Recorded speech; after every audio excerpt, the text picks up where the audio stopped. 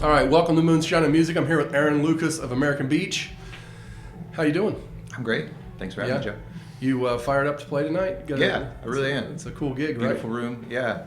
Even just during the sound checks, I mean, you kind of get that feel for a special room sometimes. So. I mean, the best thing about playing here is just playing here. Doesn't matter at all. Any other thing that's just like, I mean, it feels like you're doing a show, right? Yeah. I mean, as an artist, you can kind of feed off of two different things for a show. You can feed off of the people that are there, or you can feed off of the space, or ideally both. But not all spaces do that. You know, like I mean, in here it's kind of like the sound check is better than playing in like a bar. Oh God, you know, they were asking me like, "Are you hearing everything?" I'm like, "Too much." I'm definitely hearing everything. Can you? Yeah. I usually play where there's like 35 people playing like Monopoly. Yeah. And yelling at each other. Can you turn on the setting where I hear less of the mistakes I'm making, please? Thank you. Yeah. Auto-tune me. It's okay. It's fine, bro. Yeah. Yeah, it's beautiful. So you've got a record out, and you know I ask everybody if they have music out to plug away. Tell us what it's about. So we've got 2 singles out now. These are songs that I wrote a couple years back solo, so we'll get to hear that version, which is nice. It's cool to be able to kind of go back and forth. But I really wanted to produce full band versions to release, and so More Than We Can Bear was our first song that we put out back in May of this year. And then a couple months later we finished I Don't Know Why, which is also out now. And we've got a few more coming, so I'm excited to have. So you're going to put them out like a month at a time, or 2 months at a time, or something like that? I admittedly have gotten a little bit, I guess you could say, like, it kind of wore me down trying to do them one after the other. So I will do a little bit of that, but I think the next 3 I'm just going to put out with the first 2 as our EP. Okay, and that's then, cool. Then we'll have one 5-song EP. Because I really want to do a vinyl, and that's like just enough songs to be worth pressing a small vinyl. Mm-hmm. So that's the plan so far. Those last 3 songs are in final production, and then we'll have our first little production as a group. Yeah, so man, that's awesome. I'm excited. There's nothing like the day when you get like a physical copy of your record. I mean, mine are all CDs. I've never printed a vinyl. But when the CD comes and like the box and you open it, it's like, that's an awesome day. Always. I mean, I have 5 of them. It feels the same on all of them. So cool, man. Cool. So like, did you grow up around Indianapolis? Where are your roots? Yeah. So I actually grew up around Terre Haute, Indiana, on the west side of the state. A lot of my extended family, where my parents grew up, is in that sort of southern west part of the state. So Terre Haute, Vincennes, Linton, Indiana, Greene County. So always Indiana, but in a lot of different places. So we moved to the Indianapolis area my senior year of high school. My dad got a job at Lilly, and it just happened to be the year that I was going into my senior year. Big bummer. I had to leave all my friends. Totally messed you up. I didn't get to do a senior year with all my friends. No, I know why you are how you are, man. Yeah, it explains a lot. Yeah, I get it. But I met some amazing people, including my wife, that senior year at the new school. See, it was fortuitous. So yeah, I mean, I can't complain. I can complain about some things, but not that. So that was my connection to Indianapolis at that point. It was being in the suburbs and then having that easy access to come into the city. I started to see, not that there was no music in Terre Haute where I was from. I was involved in the music scene there too, but to see it on the scale here in Indianapolis and the different variety of music that there was here really just got me excited all over again to write more songs. So yeah. Yeah, I mean, I feel like all mid-size. I mean, Indy's like 27th largest city or something in America. Mm-hmm. All cities of our size or larger have a pretty diverse music scene going on, even if they're not really known for it. Yeah. Like you can go over to Columbus in Ohio and find, 20 really good acts like that. Totally. Totally. We're all out here scrubbing along trying to break through the noise It's a good thing it's fun, isn't it? It wouldn't be worth it if it wasn't. I mean, it's totally beautiful. worth it. I mean, it depends on your point of view. I mean, if you're somebody who's like a go-getter, right, and you're like, I have to succeed and be Taylor Swift, then you're going to struggle because like that's mentally difficult. 1 out of 330 million Americans is Taylor Swift. You know what I'm talking about? Yeah. So it's Don't you think? But if you're doing it for the reasons of just connecting with people and all of that, then I mean it's there's no more rewarding thing in my mind anyway.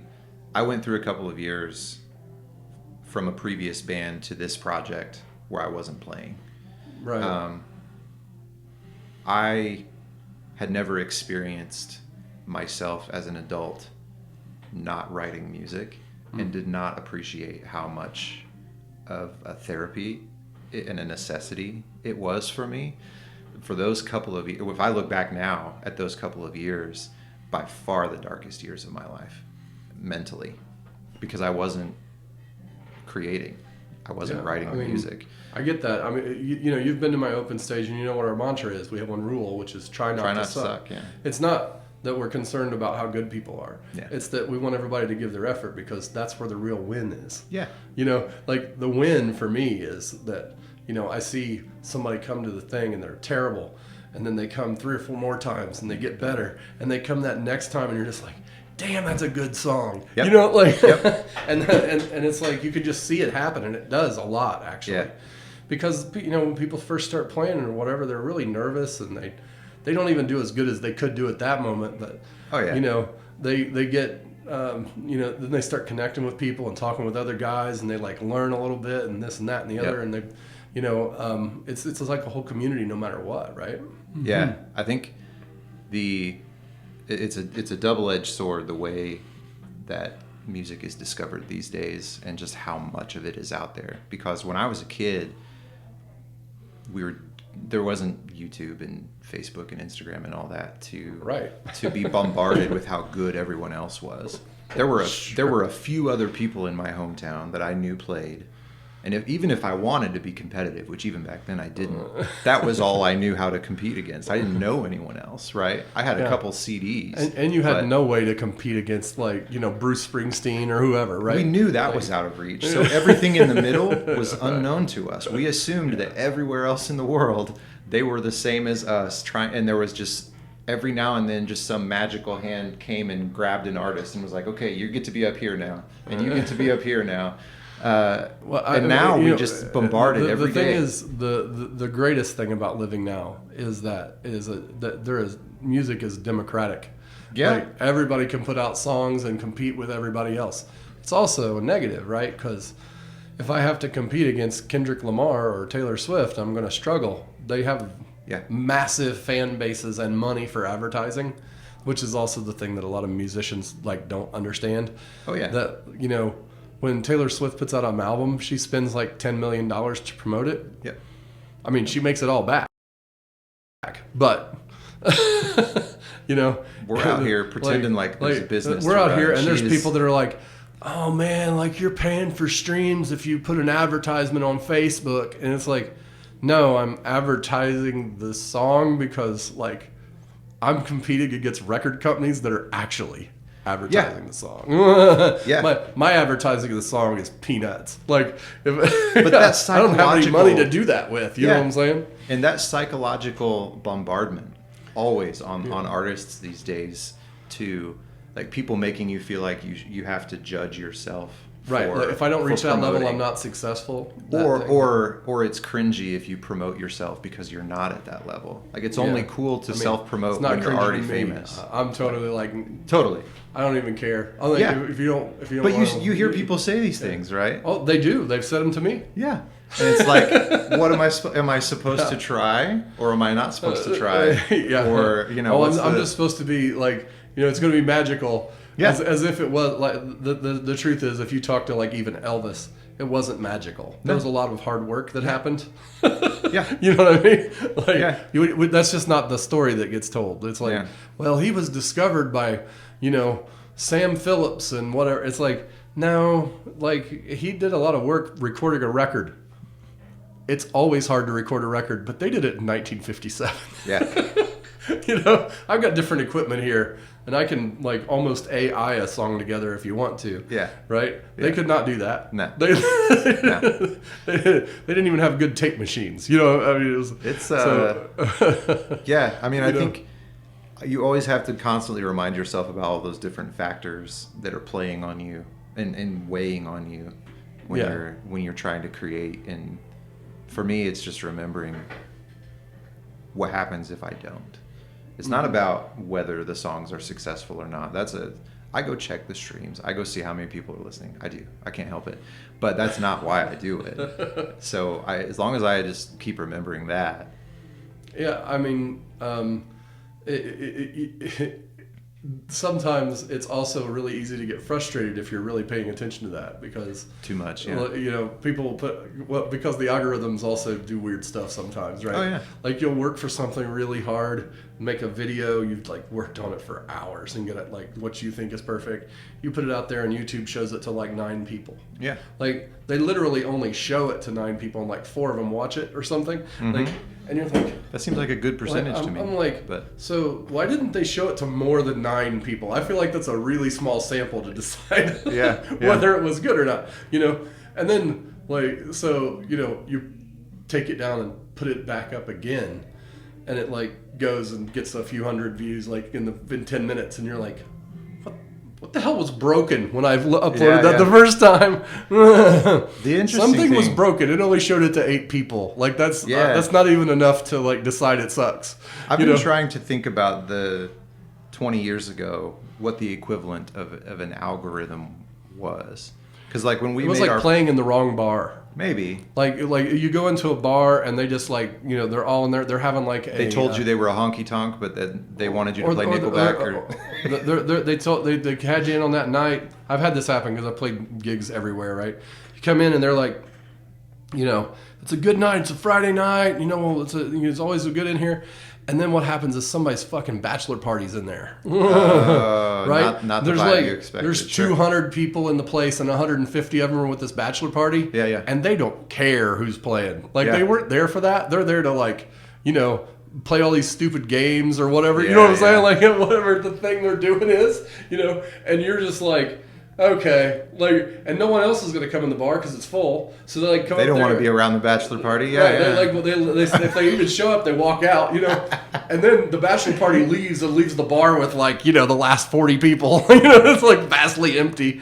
You know, like that is the equivalent because like if that was like your time that you put your YouTube video out, well, I mean, nobody was going to listen to it because they were interested in other stuff. Exactly. You know, you know, so you have to like keep at it. You have to work at it. You have to put things right because otherwise you're going into a bar and there's a bar mitzvah going on. Yeah. You know, not a bar probably with a bar mitzvah, but you get what I'm saying. Yeah. If there was, it would be bad. So anyway. So moving on to other things, is there a special song that you're going to play tonight, like one you want us to pay attention to? I think obviously the 2 that are out, I'm going to play. Hearing solo versions of those and kind of reworking them backwards to the original way that I wrote them, because both of those songs are a couple of years old, and I played them for a long time before I invited a band to kind of rewrite them with me.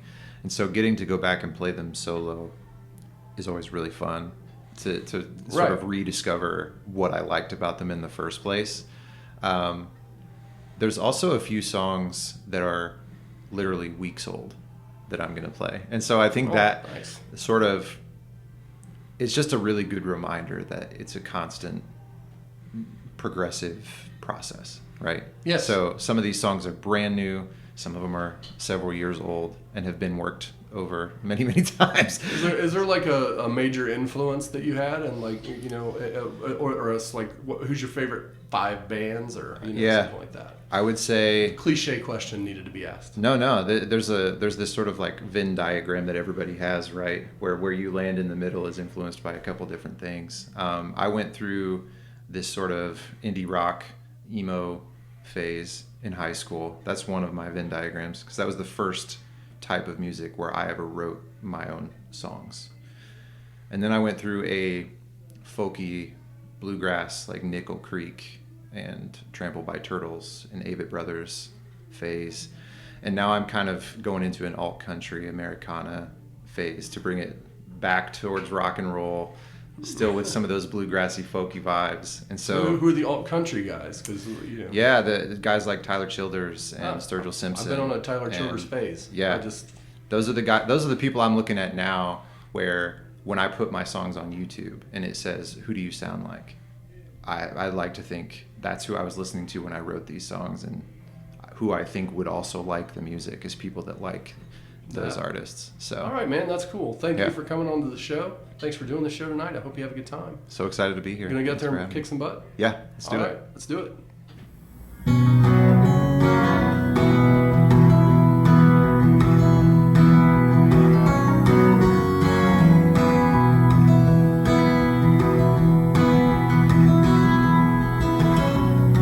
Do you have that heart of gold? Do you have a love that never will grow old? Make sure it's really there, 'cause the price is often more than we can bear.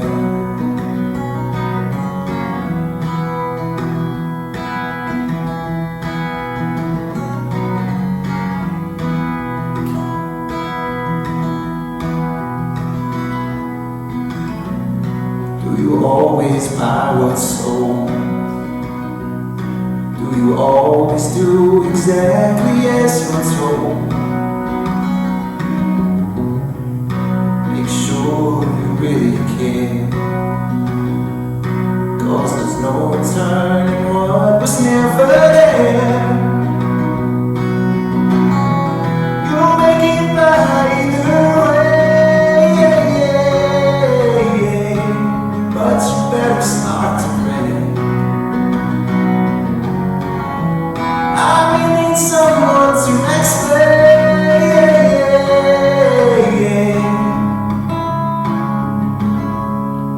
who the hell I'm talking to.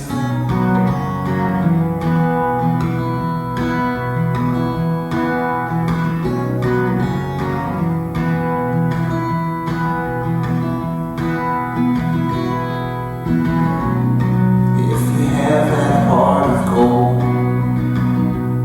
will you hold on tight and don't you dare let go? That's all I'm trying to say. To imagine I know more is just insane. You'll make it by either way,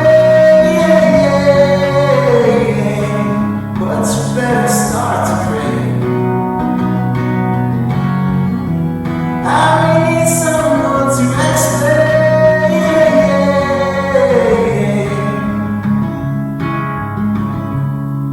who the hell I'm talking to.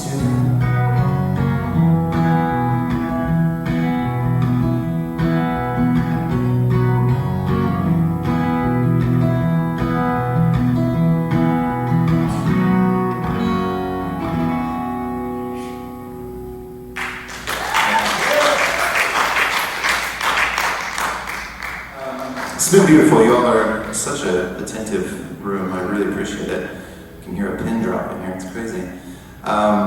This is my last song. It's called I Knew Your Name. This one is also a couple weeks old. It's crazy sometimes how quickly songs come together. But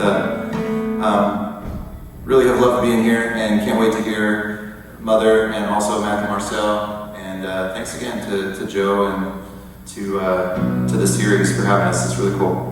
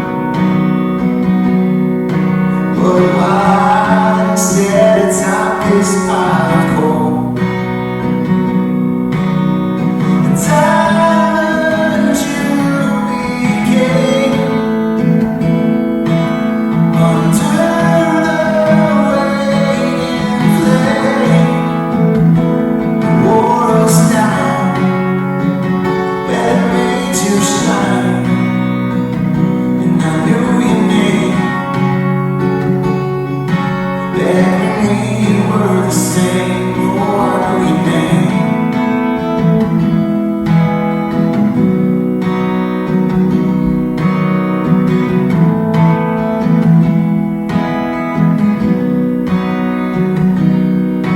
I hear folks discussing, arguing and fussing over which side of you shines best of all.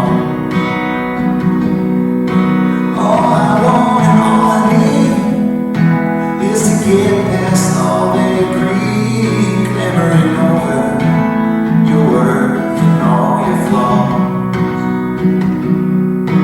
'Cause while I said it's obvious my goal,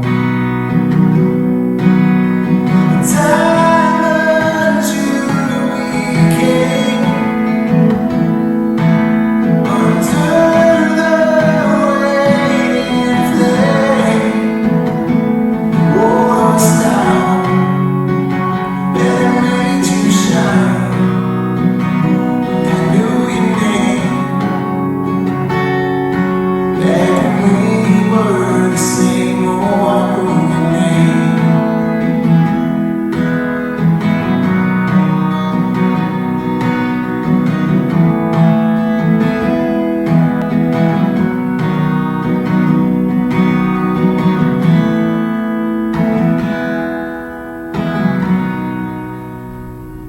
Thank you guys. Appreciate it. Moonshine and Music is produced by Joe Shelton. Our cameraman, grip, and stunt double is Brent Lee Smith. Artwork by Bailey Shelton. Production crew, Patrick Zabriskie, Ray Hoskins, and special thanks to the Owens family. Also thanks to the H.J. Ricks Center for the Arts, Tony Seiler and Heather Warren staff for all of their assistance in our National Road Music Series shows. Moonshine and Music is copyright 2025, all rights reserved. Hope to see you next time on Moonshine and Music.